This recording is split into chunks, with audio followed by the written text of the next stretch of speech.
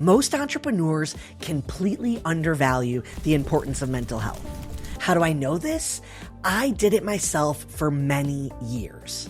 I thought I could carry all of that weight without consequences. But ultimately, my mind and body were paying the price. That's why I needed to completely change my habits. And in this video, I'm going to show you how I did it.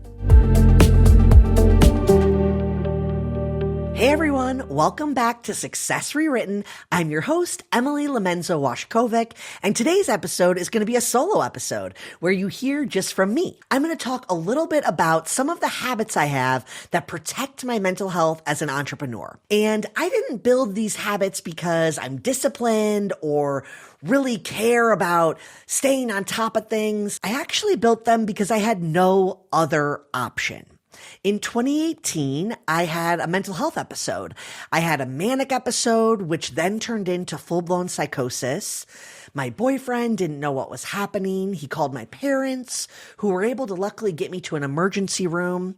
I was then transferred to a mental health hospital where I received a bipolar disorder diagnosis and went through 1 week of inpatient treatment and 7 weeks of outpatient treatment.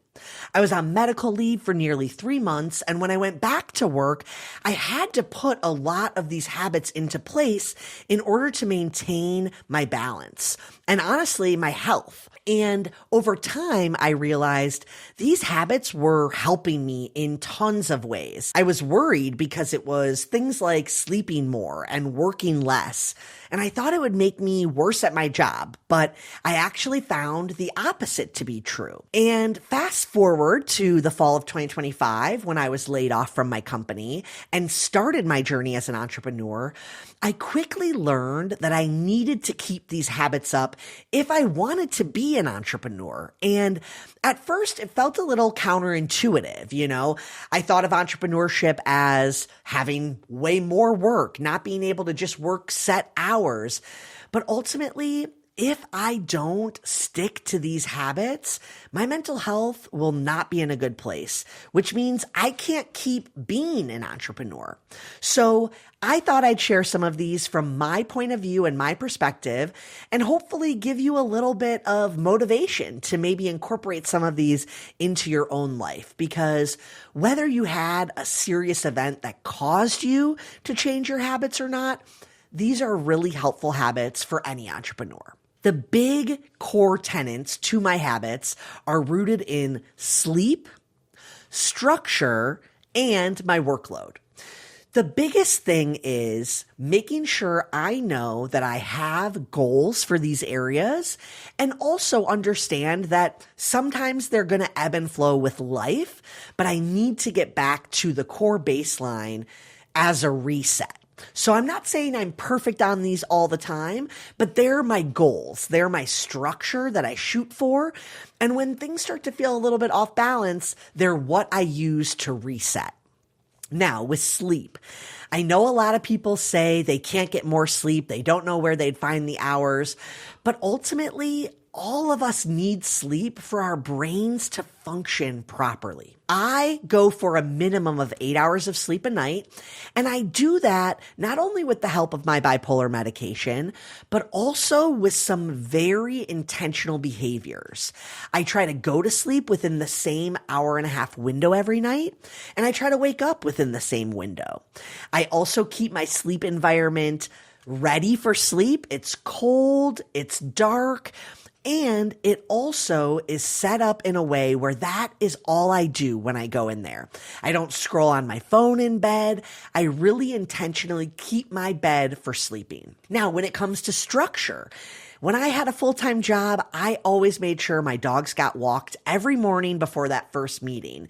And keeping that structure in my day as an entrepreneur has really helped me as well. Sure, I could take super early meetings or hop on email right away, but if I don't prioritize those life behaviors, like making sure my dogs get exercise, I feel myself throughout the day not fully focused and present.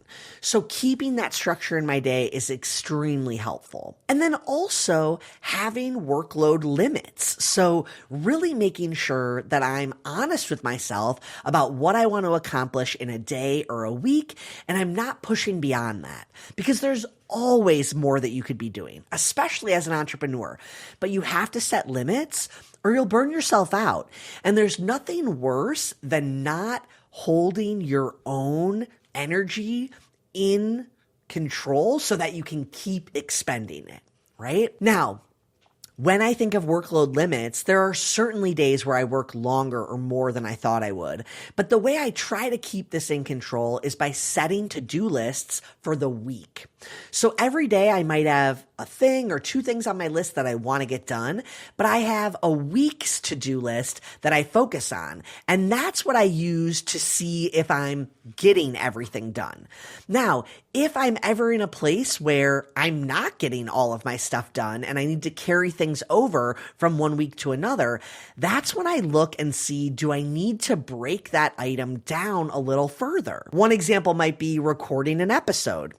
If I've had that on my to-do list for multiple weeks, I need to break it down further. Maybe it's about scripting the episode first, or about getting myself camera ready to record something else, and then aligning that recording with that time.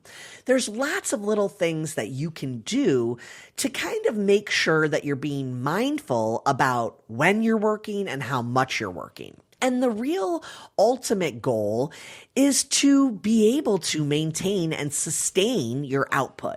And that's going to take a little bit of honing in as well and being mindful of how much output you're giving. I think for me, that shows up a lot in learning to say no. And, I used to say yes to everything. And that was because I wanted to be busy. It made me feel good. But I sometimes didn't realize the negative effect it was having. Maybe if I'm saying yes to certain things, I can't say yes to other opportunities. And being mindful of that is sometimes hard because it's hard to turn things down and say no. And as an entrepreneur, when it's a paid opportunity, sometimes that's really hard to turn down or say no. But at the end of the day, my health and my habits need to be maintained, and I can't take opportunities that put that at risk. A prime example would be some sort of work event that would cause me to be up past midnight. I used to do that kind of stuff all the time because I wanted to. I thought of it as networking and maximizing your time together. But I see now that that was sometimes saying yes to things that I thought I culturally should have said yes to, and not taking care of myself as the first thing that I'm focused on.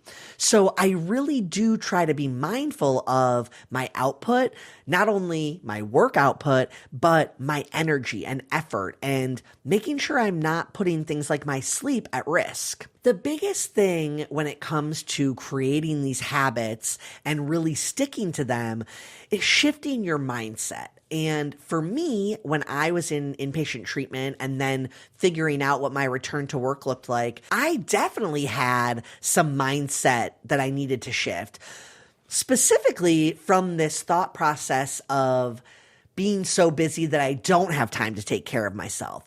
That almost felt like a badge of honor for me back in the day. And I think with entrepreneurship, it can be the same thing. Like, if you're busy, that means things are going well.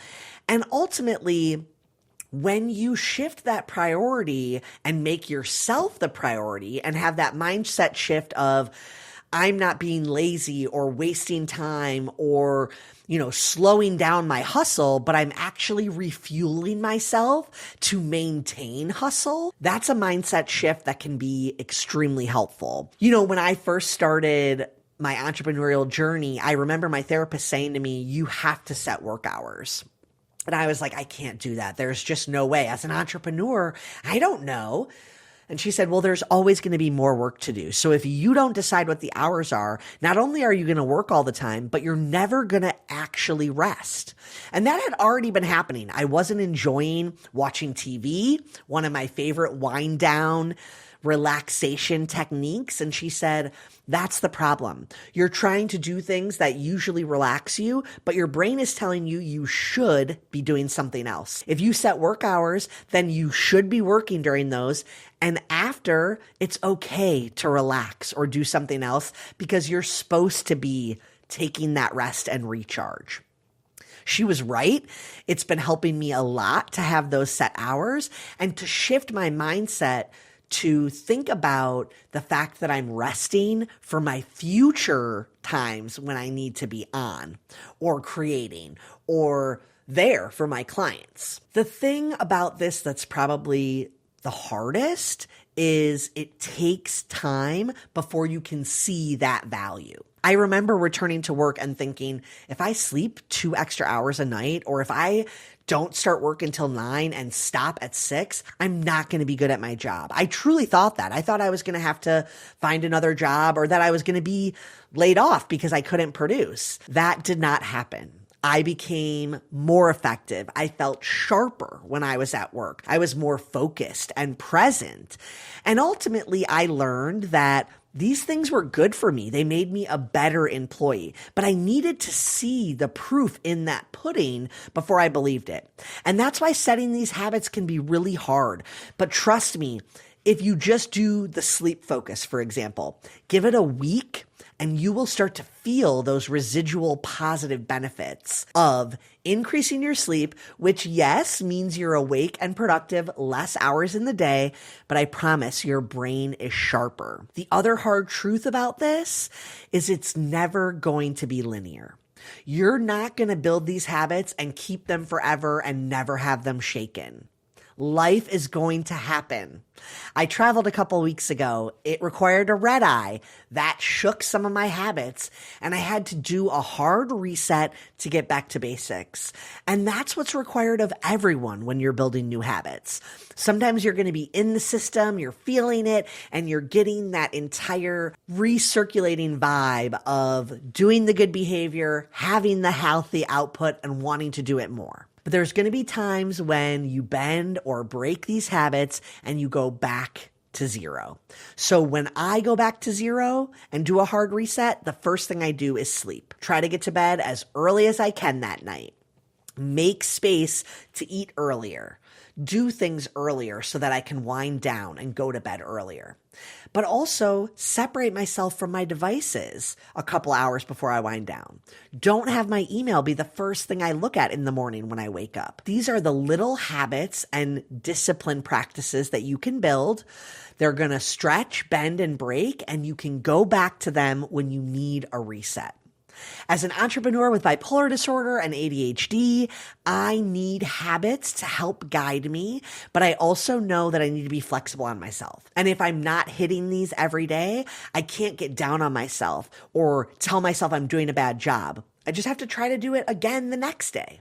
And that's what I want for you. Think about what habits you have or want to create and protect them fiercely. Adjust them if you need to, but realize that a lot of these things are prioritizing you so that you can be better for other people, for your business. And that means taking care of yourself is not slowing down. It's not curbing your hustle. It's not making you a bad entrepreneur. It's making you mindful of what you need to be your best self and to succeed. We'll see you next time. Thanks so much for tuning in. I hope you enjoyed the episode. Let us know below what habits you implement to keep you balanced. And reach out to me if you have a guest idea or a future topic for one of our episodes. You can email emily@successrywrittenshow.com and head to successrywrittenshow.com to read all the episode articles. We'll see you next time.